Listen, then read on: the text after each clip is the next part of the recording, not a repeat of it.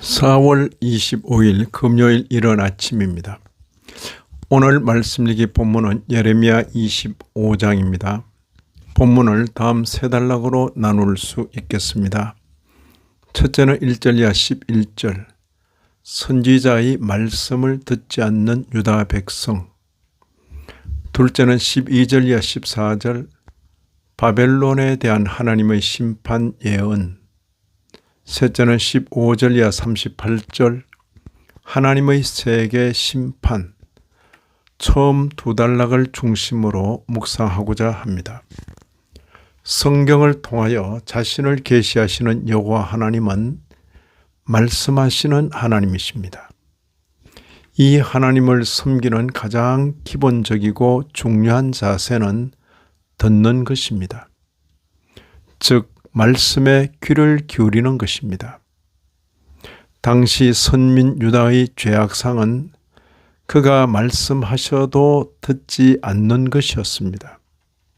3절을 보시면 유다의 왕 아몬의 아들 요시야 왕 13째 해부터 오늘까지 23년 동안 여호와의 말씀이 내게 임하기로 내가 너희에게 꾸준히 일렀으나 너희가 순종하지 아니하였느니라. 여호와는 하나님이신데도 부지런히 말씀하십니다. 4절에 여호와께서 그의 모든 종 선지자를 너희에게 끊임없이 보내셨으나 너희가 순종하지 아니하였으며 귀를 기울여 듣지도 아니하였도다. 사람이라도 지체가 높은 사람은 대체로 말을 아끼는 편인데 여호와 하나님은 이처럼 부지런히 말씀하십니다. 선민에 대한 관심과 사랑입니다. 사랑과 관심 때문인데도 선민들은 잔소리로 여길 수 있습니다. 선지자는 말씀의 구체적인 내용을 언급합니다. 5절 6절에 너희는 각자의 악한 길과 악행을 버리고 돌아오라. 그리하면 나 여호와가 너희와 너희 조상들에게 영원부터 영원까지 준 그 땅에 살리라. 너희는 다른 신을 따라다니며 섬기거나 경배하지 말며 너희 손으로 만든 것으로서 나의 노여움을 일으키지 말라. 그리하면 내가 너희를 해하지 아니하리라. 선민들의 위치가 시작점에 있거나 중립적인 위치에 있는 것이 아닙니다. 이미 곁길로 멀리 가 있는 상태입니다. 돌아오라. 다른 신을 따라다니며 섬기거나 경배하지 말라. 나의 노여움을 일으키지 말라는 말씀에도 불구하고 그 말씀을 대하는 선민들의 태도는 냉랭합니다.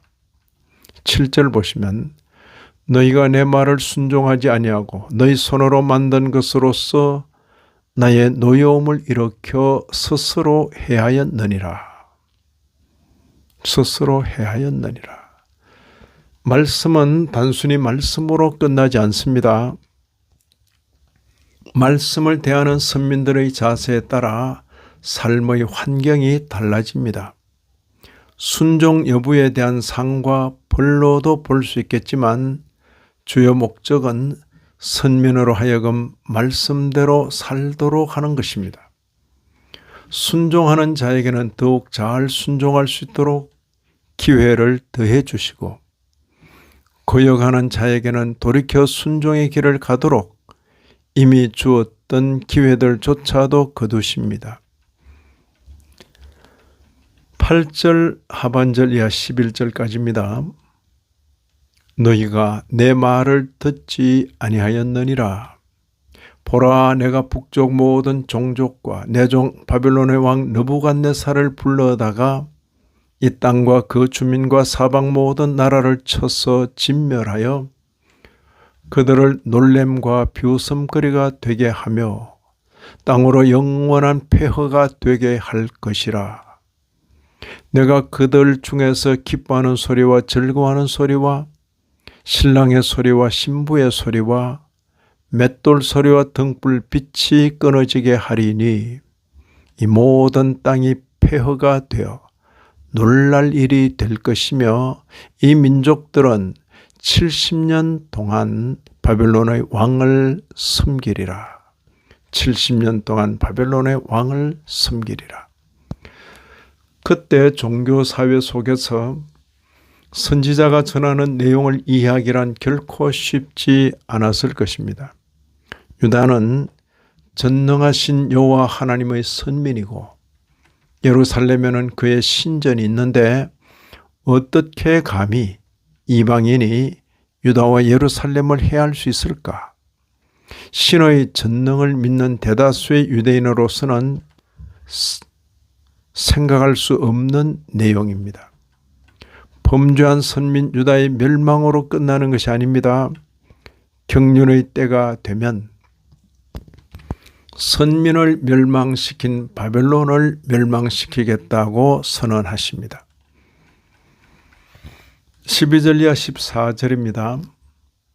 70년이 끝나면 내가 바벨론의 왕과 그의 나라와 갈대아인의 땅을 그 죄악으로 말미암아 벌하여 영원히 폐허가 되게 하되 내가 그 땅을 향하여 선언한 바 이 책에 기록한 나의 모든 말을 그 땅에 임하게 하리라. 나는 그들의 행위와 그들의 손이 행한 대로 갚으리라. 역사의 주관자가 바벨론 왕이 아니라 선민의 하나님 여호와이심을 선포하는 것입니다. 이런 말씀을 읽는 신약교회 성도인 우리로서는 통용되는 종교적 상식에 대하여 새삼 되새겨 보게 됩니다. 지성이면 감천, 지극한 정성이면 하늘도 감동한다 라고 정성이 지극하면 하늘도 감동한다고 여겨서 신앙생활을 정성 위주로 생각하기 쉬운데 오늘 본문에서는 정성보다는 먼저 듣는 것이라고 가르쳐 줍니다. 왜 듣는 것을 중히 여기실까? 듣고 순종하여 그분을 닮게 하시려고. 신앙생활의 목적은 신의 이름을 불러 성취하거나 얻어내는 것이 아니라 그분의 인품을 닮아가는 것이구나 하는 것을 느끼게 됩니다.